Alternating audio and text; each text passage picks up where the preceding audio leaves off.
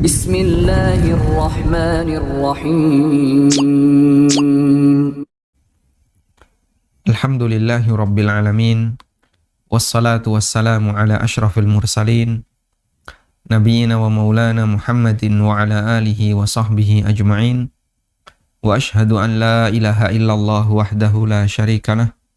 Wa ashhadu anna Muhammadan abduhu wa rasuluh sallallahu alaihi wa ala alihi wa sahbihi wa sallama tasliman katsira. Thumma amma ba'd. Alhamdulillah, puji syukur kita haturkan kehadirat Allah Subhanahu wa taala. Kembali kita melanjutkan kajian rutin kita dengan membaca buku Ada Orang Utang. Berikutnya kita akan membaca aturan utang macet bagi orang yang memberi utang. Pada pertemuan sebelumnya telah kita bahas aturan utang macet bagi orang yang menerima utang. Berikutnya kita akan membaca aturan utang macet bagi orang yang memberi utang, dan mohon sekali lagi seperti ini disikapi secara proporsional, dalam arti sesuaikan dengan posisi. Kalau posisi Anda adalah orang yang memberi utang, maka ilmu ini cocok bagi Anda. Tapi kalau posisi Anda adalah orang yang menerima utang, jangan gunakan ini untuk misalnya untuk menembak atau untuk menyudutkan orang yang memberi utang. Artinya jangan gunakan dalil untuk menyudutkan orang lain, tapi kembalikan kepada diri kita, ya, karena kita berkepentingan di aturan yang ngatur kita. Baik, agar terjadi keseimbangan. Sebagaimana dalam muqaddimah yang pernah kita sampaikan, ada beberapa motivasi yang diberikan syariat bagi si pemberi utang ketika terjadi utang macet. Yang pertama adalah motivasi untuk mendapatkan keutamaan meringankan beban orang yang berutang.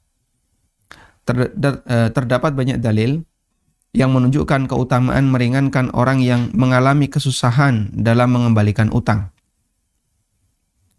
Di antaranya, diselamatkan dari kesusahan di akhirat. Hal ini berdasarkan hadis yang diriwayatkan dari Abu Qatadah radhiyallahu anhu. Beliau pernah menagih utang ke seseorang, tapi orang itu bersembunyi. Hingga suatu ketika Abu Qatadah berhasil bertemu dengannya. Kemudian orang itu mengatakan, "Saya sedang kesusahan." Kemudian Abu Qatadah bertanya ulang, "Demi Allah, benar demikian kamu sedang kesusahan?" Sehingga pertanyaannya didahului dengan, "Wallahi, demi Allah, apakah kamu dalam kondisi seperti itu?" Jawab orang itu, "Demi Allah, benar demikian."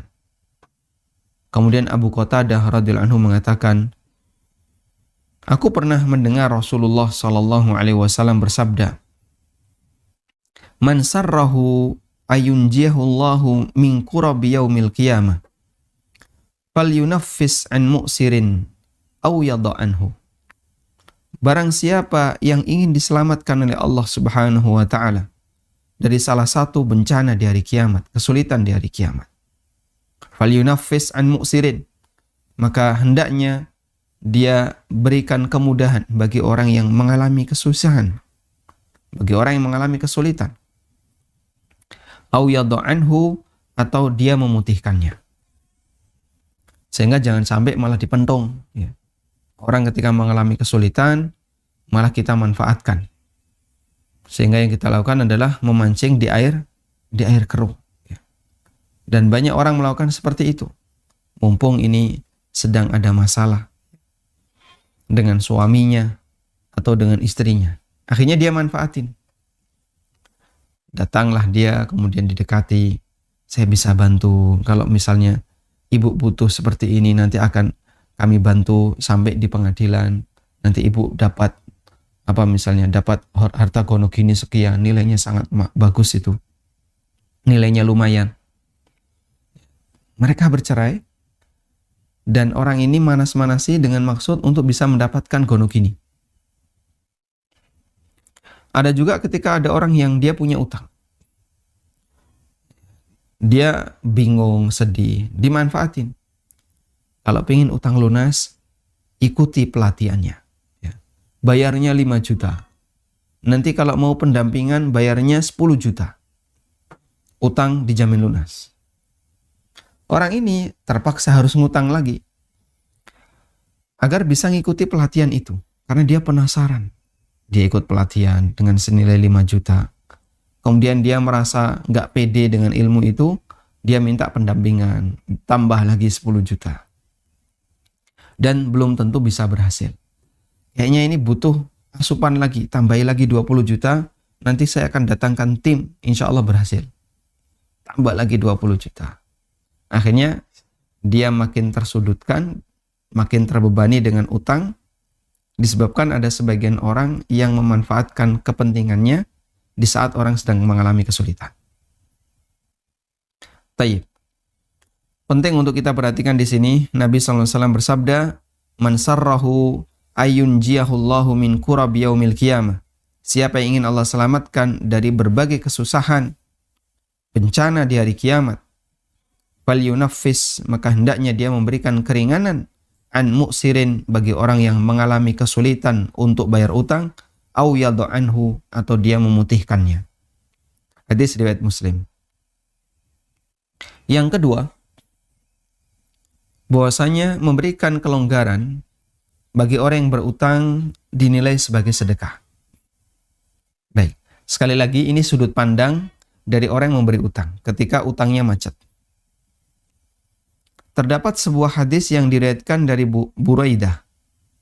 Diriwayatkan dari sahabat Buraidah radhiyallahu anhu yang menceritakan bahwa suatu ketika beliau mendengar Nabi SAW bersabda tentang keutamaan memberi waktu tunda pelunasan utang dalam beberapa pernyataan secara bertahap.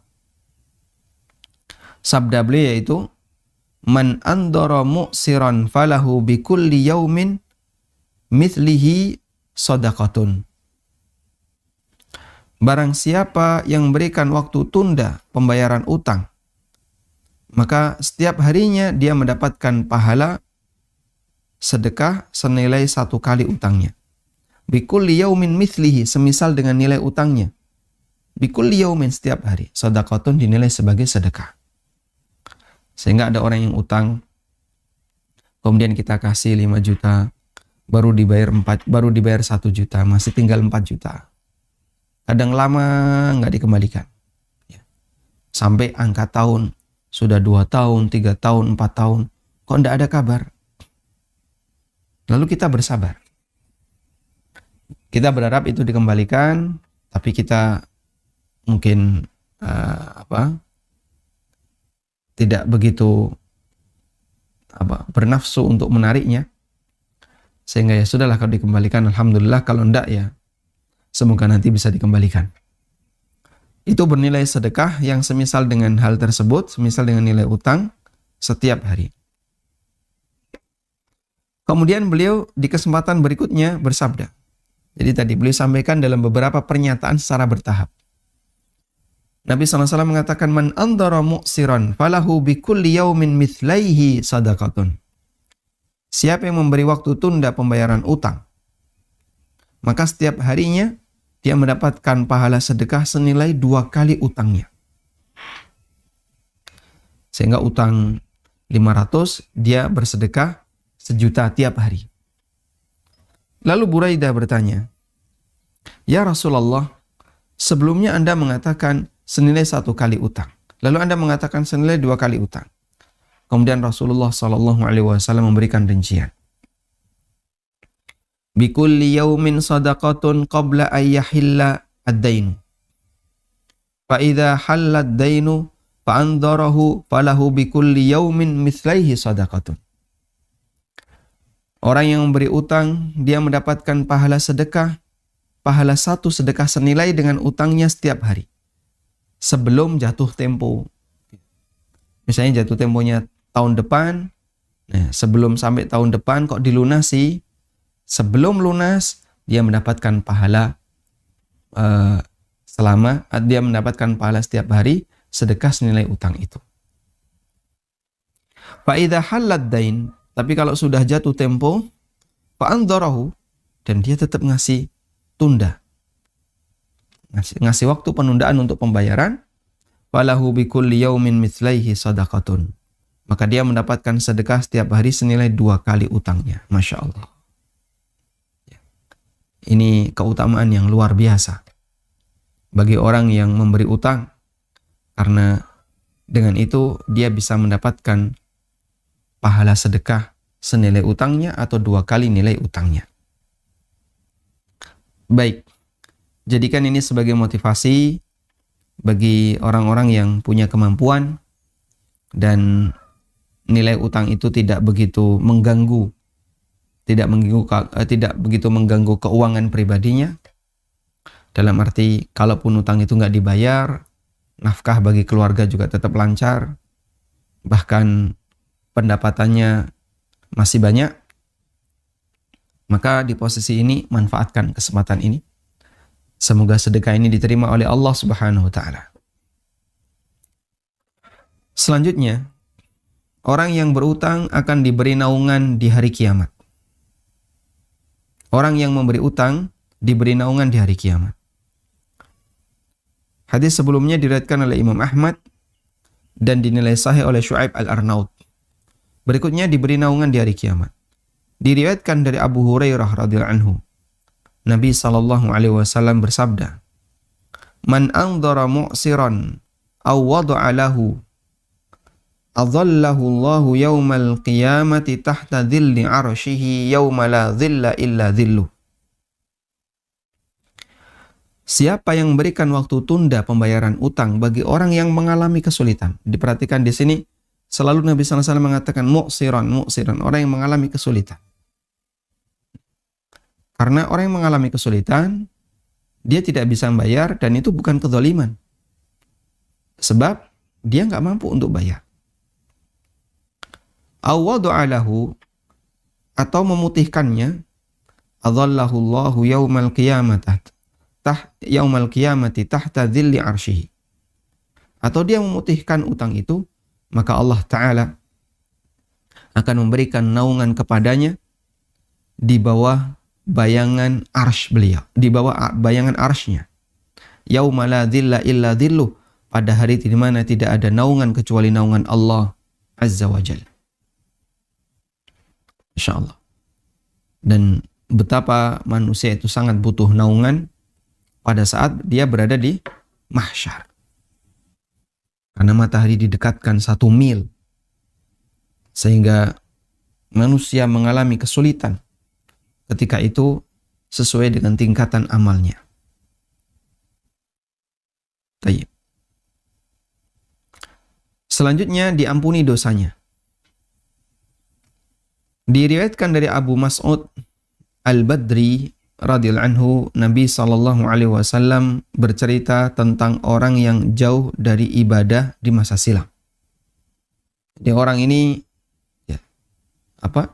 gak sholat di masjid, tidak ikut kegiatan-kegiatan ibadah, bukan termasuk orang yang rajin beribadah, bahkan jauh dari ibadah. Namun dia mudah menolong sesama. Lalu Nabi SAW mengatakan, "Husiba rajulun mimman kana qablakum, falam yujad lahu minal khairi syai'un." Ada orang yang dihisap, dan dia hidup di zaman sebelum kalian. Hidup di masa silam. Apakah di zaman Bani Israel ataukah zaman sebelumnya, wallahu a'lam. Dan di sini Nabi SAW tidak ditanya oleh sahabat, "Ya Rasulullah, tahun berapa kejadian itu?" Karena angka tahun seperti ini tidak begitu penting ketika dia tidak ada hubungannya dengan urutan kejadian. Sehingga sahabat tidak tanya, "Itu di zaman Nabi siapa? Tahun berapa? Itu umatnya Nabi siapa?" Sahabat tidak bertanya demikian. Yang jelas pokoknya orang di masa silam, selesai. Umat sebelum kalian. Dia dihisab, falam yujad lahu minal khairi syai'un, dan tidak dijumpai ada amalan sedikit pun dari orang ini. Illa annahu kana yukhalitun nas wa kana musiran. Selain dia ini banyak berinteraksi dengan sesama dan wa kana musiran, dia memiliki kelonggaran. Jadi mungkin dia pedagang atau apa sehingga hartanya cukup banyak. Fakana ya'muru gilmanahu ayatajawazu 'anil mu'sir, dan dia perintahkan kepada pembantunya, budaknya, berikan keringanan kepada orang-orang yang mengalami kesulitan, putihkan utang orang yang mengalami kesulitan. Qala Allahu azza wa jalla, nahnu ahaqqu bidzalika minhu, tajawazu anhum. Dalam riwayat yang lain, beliau mengatakan, la'alla Allah yatajawaza anna. Semoga Allah Ta'ala menghapuskan dosa-dosa kita. Jadi dia pesan, orang yang utang itu udahlah, nggak usah ditagih, putihkan saja, kasihan dia dalam kondisi kesulitan. Semoga Allah nanti akan menghapuskan dosa-dosa kita ketika kita mengalami kesulitan di akhirat.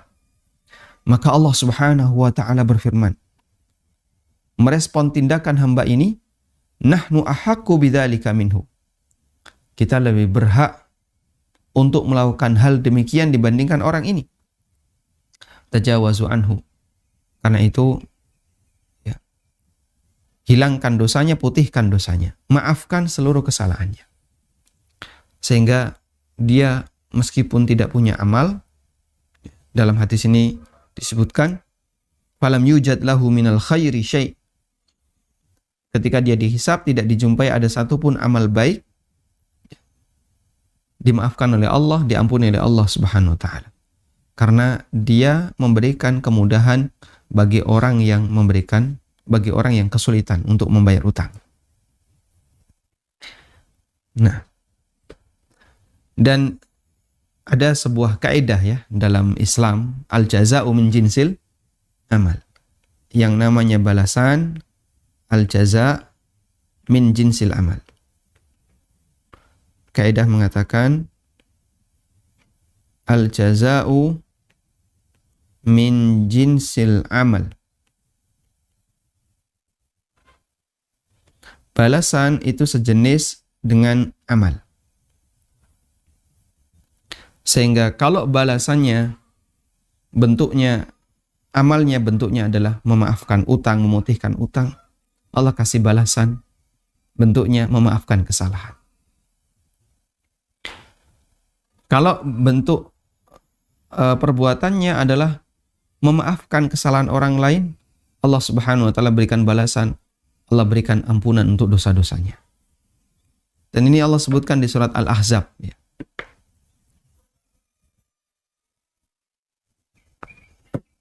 Allah Ta'ala berfirman, وَلَا يَأْتَلِ أُولُو الْفَضْلِ مِنْكُمْ.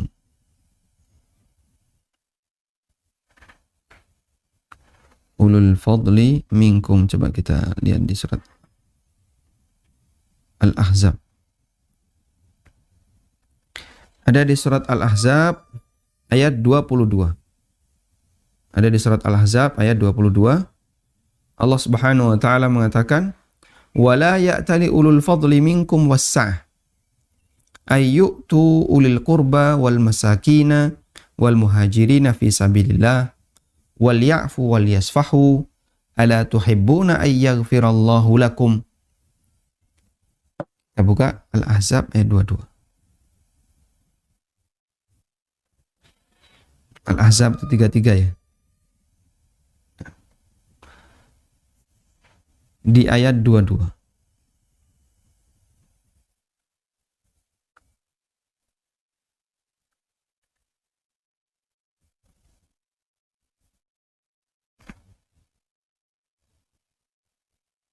Oh, bukan An-Nur, afwan.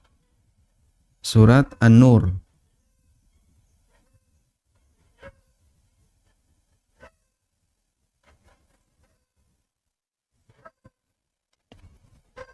Baik, surat An-Nur ya. Di sini ada satu kalimat di mana Allah Ta'ala memotivasi kita untuk menjadi seorang pemaaf. Ya. Wal-ya'fu wal-yasfahu. Maafkan dan ya, berikan al-afwu wal yasfahu, dan berikan kelapangan dada. Maafkan ya, sudah, biarkan. Jangan diberi hukuman. Ala tuhibbuna ay yaghfirallahu lakum. Tidakkah kau ingin Allah mengampuni dirimu? Masya Allah. Jadi ada orang yang melakukan kesalahan besar kepada sahabat Abu Bakar As-Siddiq radhiyallahu anhu. Namanya Mistah bin Utsatsah. Mistah ini masih keluarga Abu Bakar. Entah sepupunya atau intinya masih keluarga Abu Bakar. Sepupunya atau mindoannya atau apa, yang jelas dia masih satu terah dengan Abu Bakar. Ketika Mistah hijrah, Mistah ini sering dikasih duit Abu Bakar atau dikasih makanan, sehingga nafkah sehari-hari Mistah adalah ngikut Abu Bakar. Dikasih uang, kadang dikasih makanan. Ya, maka dari situ Mistah bisa tinggal di Madinah meskipun dia adalah orang yang sangat miskin. Ketika kejadian hadithul ifk, Aisyah radhiyallahu anha dituduh berzina oleh orang-orang munafik, ada sebagian orang yang ikut-ikutan meramaikan, dan salah satunya Mistah ini. Mistah ini ikut-ikutan meramaikan tuduhan itu, sehingga membuat Abu Bakar As-Siddiq radhiyallahu anhu marah. Lalu Abu Bakar bersumpah, jika demikian, selamanya saya tidak akan lagi memberikan harta kepadamu. Kemudian Allah Subhanahu wa taala ingatkan, setelah kejadian itu selesai, semua sudah menjadi jelas siapa yang benar, siapa yang salah, dan Allah taala membela kehormatan Aisyah radhiyallahu anha. Kemudian Abu Bakar tetap melanjutkan keinginannya itu, yaitu tidak akan memberikan apapun kepada Mistah. Kemudian Allah Subhanahu wa taala ingatkan, wala ya'tali ulul fadli minkum wassa'ah. Hendaknya orang yang punya kelonggaran dan kemampuan di antara kalian, dia tidak bosan untuk tetap memberikan sesuatu kepada kerabat dekat, kepada ulil kurba, orang miskin, muhajirin fisabilillah. Dan itu Mistah, ada pada karakter ini, ada pada Mistah. Dia kerabat dekatnya Abu Bakar, dia orang miskin, dan dia orang muhajirin fisabilillah. Wal ya'fu wal yasfahu. Maafkan kesalahannya, berikan kelapangan dada. Ala tuhibbuna ayyaghfirallahu lakum. Bukankah kau ingin untuk mendapatkan ampunan dari Allah Subhanahu wa taala untuk kalian? Sehingga kadang ada kesalahan yang bikin kita jengkel banget. Dan kita mampu untuk melampiaskan kemarahan itu kepadanya. Bahkan memberikan hukuman kepadanya. Tapi kita menahan diri. Tahan, sabar. Sabar, semoga nanti Allah Ta'ala mengampuni dosa kita. Ini salah satu di antara keutamaan orang yang memiliki sifat pemaaf. Nah, selanjutnya kita akan membaca pilihan dalam Al-Quran. Kalau terjadi utang macet, seperti apa Al-Quran memberikan panduan? Di antara panduan yang Allah berikan untuk para kreditor ketika menghadapi utang macet, dinyatakan oleh Allah dalam firman-Nya, wa in kana dzu usratin fanadhiratun ila maisarah wa an tasaddaqu khairul lakum in kuntum ta'lamun. Jika orang yang berutang itu dzu usratin, mengalami kesulitan, fanadhiratun ila maisarah, maka hendaknya diberi waktu tunda sampai yang mudah baginya. Wa an tasaddaqu khairul lakum, dan kalau kalian sedekahkan itu lebih baik bagi kalian. Disedekahkan maksudnya adalah diputihkan utangnya. Itu lebih baik bagi kalian. In kuntum ta'lamun, jika kalian mengetahui. Ayo, kita coba lihat pelajaran dari ayat ini. Dalam ayat di atas, Allah memberikan dua pilihan bagi orang yang mampu ketika menghadapi kawannya yang tidak mampu bayar utang. Pilihan pertama, diberi waktu tunda sampai memungkinkan baginya untuk bayar. Ini pilihan pertama. Pilihan yang kedua, disedekahkan dengan cara utangnya diputihkan semuanya atau sebagian. Baik. Pilihan yang pertama hukumnya wajib. Para ulama mengatakan pilihan pertama diberi waktu tunda, ini hukumnya wajib. Sementara pilihan kedua hukumnya anjuran dan tidak wajib. Imam As-Sa'di rahimahullah mengatakan, "Wa in kana alladhi 'alaihi ad-dainu mu'siran la yaqdiru 'ala al-wafa' wajaba 'ala gharimihi an yandurahu ila maisarah." Apabila orang yang berutang itu mengalami kesulitan sehingga dia tidak mampu untuk melunasi, maka wajib bagi yang memberi utang, bagi gharim, wajib bagi gharim untuk memberikan waktu tunda baginya ila maisaratin, sampai waktu yang mudah baginya. Wa anta saddaqa alaihi gharimuhu, dan kalau yang memberi utang itu mensedekahkan utang tersebut, bagaimana bentuknya? Bi isqatid daini kullah, bi isqatid daini kullihi, dengan menggugurkan semua utang itu, membebaskan semua utang itu. Au ba'dihi, atau dibebaskan sebagiannya. Au bi isqati ba'dahu, atau dia bebaskan sebagiannya. Fa huwa khairul lahu, itu lebih baik baginya. Ya, sehingga pilihan ini statusnya wajib, yang ini hukumnya anjuran, tidak wajib. Tayyib.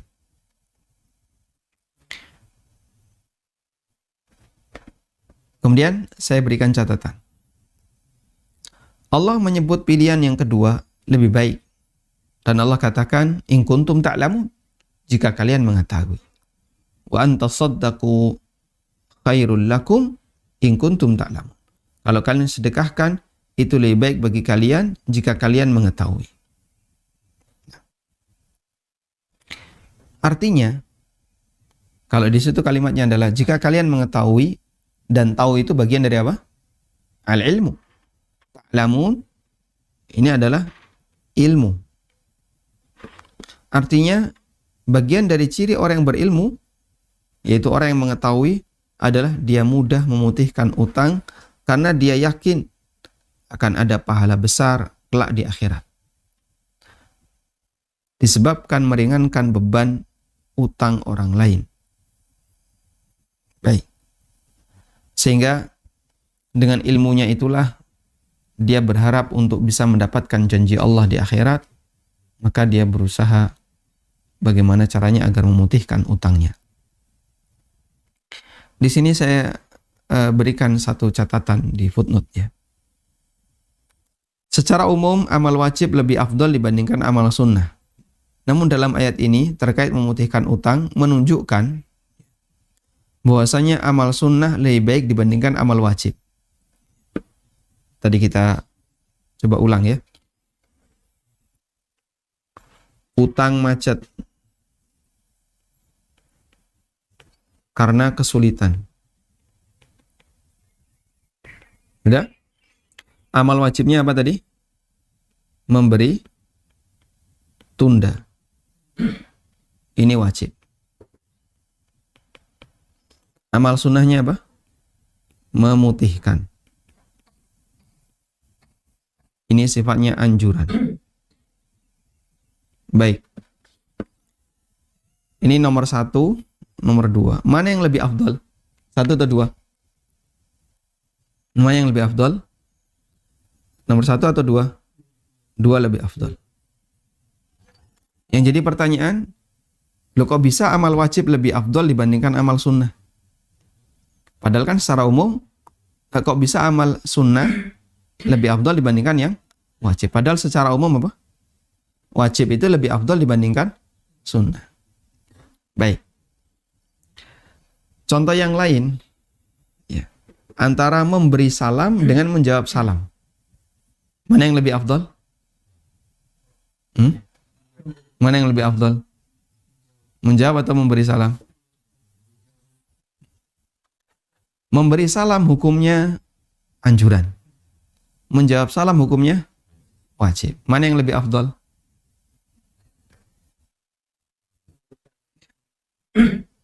Memberi salam lebih afdal. Menjawab salam sekalipun wajib, dia di bawahnya memberi salam. Jadi muncul pertanyaan seperti ini. Nah ini kan menyalahi kaidah umum di mana amal wajib itu lebih afdol dibandingkan amal sunnah.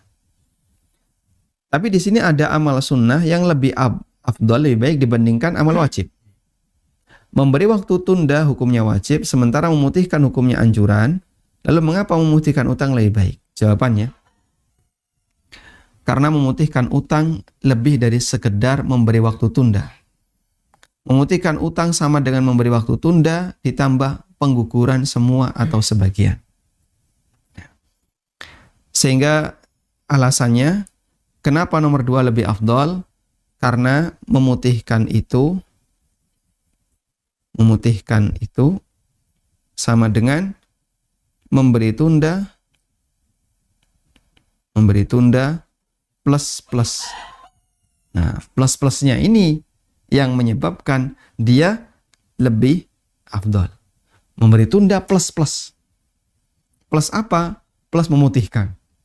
Sudah, saya tunda selamanya, nggak usah kamu kembalikan selamanya. Sampai kapan ini selamanya? Sudah tidak ada lagi utang piutang lagi. Tayyib. Muhammad As-Safarini, ulama mazhab Hambali, menyebutkan beberapa contoh amalan sunnah lebih afdal dibandingkan yang wajib. Memulai salam lebih afdal dibandingkan menjawab salam. Padahal memulai salam hukumnya sunnah dan menjawabnya wajib. Wa hadza ahadul mawadi' allati as-sunnatu afdalu fiha minal wajib. Dan ini salah satu kasus di mana amal sunnah lebih afdal dibandingkan amal wajib. Yang kedua, memberikan penundaan kepada orang yang mengalami kesulitan bayar utang wajib. Sementara memutihkan utang hukumnya sunnah dan itu lebih afdal. Yang ketiga, at-tatahhur qoblal waqti sunnah wa bihi yajib. Kita sudah berwudu sebelum masuk waktu sholat, itu sunnah. Duhurnya jam berapa? Jam 12. Ini baru jam 11 kok sudah wudu. Baru jam 11 kok sudah bersuci. Saya mengamalkan yang sunnah. Tapi kalau sudah masuk waktu duhur, wajib bagi dia untuk bersuci. Karena dia harus apa? Salat duhur. Nah. Karena itu, dalam hal ini, para ulama menyebutkan ada beberapa amal yang di mana sunnah lebih afdal dibandingkan wajib karena sebab tertentu. Termasuk diantaranya adalah memutihkan utang lebih afdal dibandingkan apa? Dibandingkan dia sebatas menunda waktu penagihan. Apakah boleh ditagih? Orang yang mengalami kesulitan ini bolehkah ditagih? Orang yang kesulitan membayar utang, apakah dia boleh ditagih? Ada dua pendapat ulama dalam masalah ini. Pertama, dia boleh tidak ditagih meskipun wajib ditunggu. Jadi cuma diingatin waktu itu, Mas, kalau ada tolong bayar. Pak, kalau ada ya tolong dicicil dikit-dikit enggak apa-apa. Tapi kita kasih dia waktu tunda. Ini pendapat yang pertama. Dan ini merupakan pendapat ulama Hanafiyah. Mereka berdalil dengan riwayat Ibnu Abbas radhiyallahu anhuma, di mana ada orang yang menagih utang kawannya 10 dinar di zaman Nabi SAW. Kemudian orang itu mengatakan, aku tidak memiliki apapun yang bisa aku bayarkan. Kata orang tersebut. Si kreditor kemudian mengatakan, la wallahi, la ufarikuka hatta taqdini au ta'tini bihamil. Demi Allah, nggak bisa. Demi Allah tidak bisa. Saya akan tunggu kamu sampai kamu bayar utangmu atau kau datangkan penjamin. Akhirnya kasus ini disampaikan kepada Nabi SAW, lalu beliau bertanya, berapa lama kamu akan menunggu? Tanya Nabi SAW, sebulan, jawab sahabat ini. Jawab sahabat kreditor. Kemudian Nabi SAW mengatakan, baik, saya yang menjamin utangnya, kata Nabi SAW. Pada akhirnya orang itu bisa melunasi utangnya tepat waktu sesuai yang disampaikan oleh Nabi SAW. Sehingga dalam hadis ini orang itu mengalami kesulitan ya. Aku tidak memiliki apapun yang bisa kubayarkan. Berarti dia dalam kondisi apa? Mu'sir. Tapi tetap ditagih oleh sahabat, oleh temannya tadi. Kemudian Nabi SAW meminta kepadanya, berapa lama kau akan berikan waktu tunda? Sekian. Baik, saya jamin. Selanjutnya, hadis ini merupakan dalil tentang bolehnya menagih utang sekalipun debitor dalam kondisi tidak bisa melunasi. Namun demikian, wajib hukumnya untuk diberi waktu tunggu. Ya. Kreditor harus memberikan waktu tunggu. Jadi boleh nagih, tapi ditunggu. Nagih, ditunggu. Bulan depan ya. 2 bulan lagi ya. 3 bulan lagi ya. Totalnya sudah berapa ini? Sudah 6 bulan. 4 bulan lagi ya, 10 bulan. Jadi setiap ditagih ditambahi bulannya. Pendapat yang kedua, tidak boleh menagih utang dari orang yang kesusahan sampai dia mendapatkan kemudahan untuk melunasinya. Ini merupakan pendapat jumhur ulama, yaitu Malikiyah, Syafi'iyah, dan Hambali. Serta pendapat Abu Yusuf dan Muhammad bin Hasan Asy-Syaibani. Yang mereka ini adalah murid seniornya Abu Hanifah. Coba kita lihat. Ada banyak murid Abu Hanifah yang terkenal, di antaranya Abu Yusuf Al-Ansari, Muhammad bin Hasan Asy-Syaibani, kemudian Zufar bin Hudzail Al-Ambari, dan Yahya dan Hasan bin Zayyad Al-Lu'lu'i.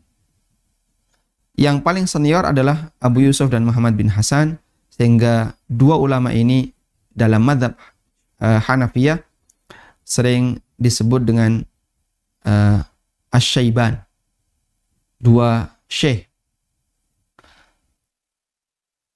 atau disebut dengan As-Sahiban. Ulang ya, disebut dengan As-Sahiban. As-Sahiban artinya dua murid senior, yaitu dua murid seniornya Abu Hanifah radhiyallahu anhu. Dan setelah Abu Hanifah meninggal dunia, yang menggantikan majelisnya Abu Hanifah adalah Zufar. Imam Zufar bin Hudzail Al-Ambari ini yang menggantikan majelisnya Abu Hanifah setelah meninggalnya Abu Hanifah. Muhammad bin Hasan ini salah satu gurunya Imam Syafi'i. Tayyib, kita lanjutkan. Untuk pendapat yang kedua, tidak boleh ditagih sampai dikasih Allah memberikan kemudahan baginya. Mereka berdalil dengan firman Allah, wa in kana dzu usratin fanadhiratun ila maisarah. Apabila dia mengalami kesulitan, maka berikan kemudahan baginya. Allah memerintahkan untuk memberi waktu tunda sampai ada kemudahan bagi yang berutang karena penagihan karena adanya penagihan bertentangan dengan prinsip memberi waktu tunggu dan tidak sesuai makna eksplisit dari dalil. Dan insya Allah pendapat jumhur inilah yang lebih mendekati kebenaran, karena bagian dari kesempurnaan menunggu adalah tidak menagihnya ketika diketahui dia mengalami kesulitan. Wallahu a'lam. Disebutkan dalam hadis dari sahabat Abu Yusr radhiyallahu anhu, beliau menceritakan, aku memiliki piutang dari Fulan bin Fulan Al-Harami. Aku pun datang ke rumahnya dan menyampaikan salam. Apakah Fulan ada di sini? Aku bertanya. Jawab keluarganya, tidak ada. Tiba-tiba keluar anaknya yang masih kecil. Kemudian aku tanya, di mana bapakmu? Lalu anak ini mengatakan, dia mendengar suaramu lalu bersembunyi di kasur ibuku. Jawab si anak. Kemudian orang ini yang menagih ini mengatakan, Abu Yusr mengatakan, keluarlah wahai Fulan bin Fulan Al-Harami. Aku tahu di mana kau berada. Lalu dia pun keluar. Mengapa kau bersembunyi dariku? Tanya Abu Yusr. Kemudian Fulan ini mengatakan, sungguh demi Allah, saya khawatir ketika saya berbicara, saya akan berdusta. Dan ketika saya berjanji, saya akan ingkari. sementara engkau adalah sahabat Nabi Sallallahu Alaihi Wasallam dan aku sedang kesusahan. Jawab orang itu. Kemudian Abu Yusar bertanya memastikan, jujur kamu sedang mengalami kesusahan? Orang ini mengatakan, jujur saya sedang mengalami kesusahan. Kemudian Abu Yusar mengeluarkan catatan utang, lalu utang itu dihapus. Jika kamu bisa melunasi, silahkan dilunasi. Jika tidak, kamu saya bebaskan. Aku bersaksi, mataku pernah melihat, telingaku pernah mendengar, dan hatiku menghafalkan bahwa Rasulullah Sallallahu Alaihi Wasallam bersabda, Man andara mu'siran aw wada'a anhu adhallahu Allahu fi dhilli. Siapa yang menunda pembayaran utang dari orang yang kesusahan atau melepaskannya, maka Allah akan naungi dia di bawah naungannya. Masya Allah. Hadis ini jadi dalil bahwa bagian dari kesempurnaan akhlak dalam menunggu orang yang kesusahan adalah tidak menagihnya atau menuntutnya. Dan Anda bisa perhatikan ya, bagaimana gaya sahabat, praktek sahabat ketika beliau berinteraksi dengan orang lain. Saat berinteraksi, kok beliau teringat ada hadis tertentu yang cocok untuk interaksi ini, dibacakan di tempat. Dibacakan di tempat. Sehingga itu dijadikan sebagai landasan. Saya bersikap demikian karena hadis ini. Dan itu bagian dari apa? Respon al-imtithal, tunduk kepada sabda Nabi Sallallahu Alaihi Wasallam. Tunduk kepada sabda Nabi Sallallahu Alaihi Wasallam. Maka Anda bisa praktekkan seperti itu ya. Ketika Anda menghadapi satu kasus tertentu, lalu Anda teringat hadis, Anda tahan diri. Hadisnya bunyinya demikian, nyuruh saya seperti ini. Saya ikuti hadis, sam'an wa ta'ah. Maka demikianlah praktek sahabat, dan dengan demikian kita akan mendapatkan pahala mengikuti sunnah Nabi Sallallahu Alaihi Wasallam dan mengamalkan hadis Nabi Sallallahu Alaihi Wasallam. Wallahu ta'ala alam. Demikian yang bisa kita sampaikan sebagai pengantar. Semoga Allah Subhanahu wa ta'ala memberikan kemudahan bagi setiap kaum muslimin yang mengalami kesulitan untuk membayar utang agar dia bisa bisa membayar utangnya. Wassallallahu ala nabiyyina Muhammadin wa ala alihi wa sahbihi wasallam.